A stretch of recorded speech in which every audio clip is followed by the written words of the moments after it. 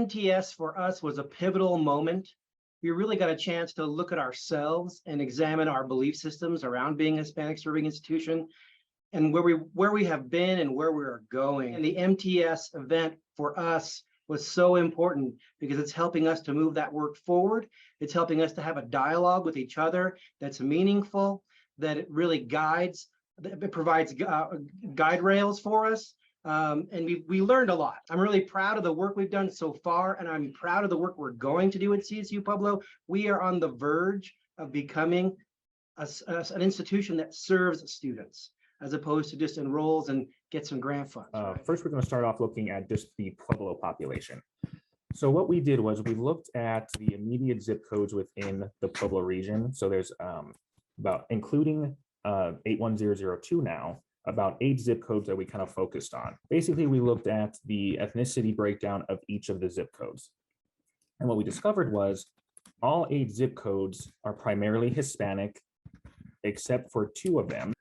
So again, we pulled this data to see where exactly our population is coming from.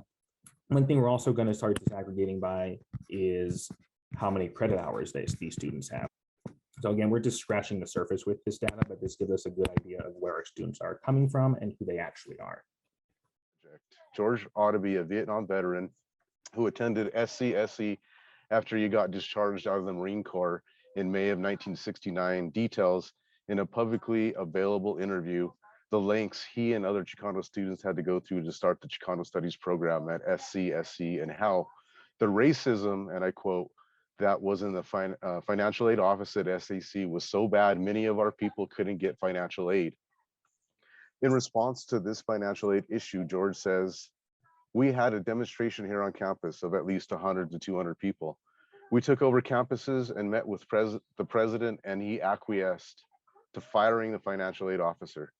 The result of the activism by George's group called Chicanos Unidos for Action, CUFA for short, which later became MECHA, is an example of how the 2 locations of SCSE, the main campus and the Ormond campus, were forced to begin serving Hispanics. The activism not only resulted in serving this in financial aid, but resulted in the Chicano Studies program that still exists today.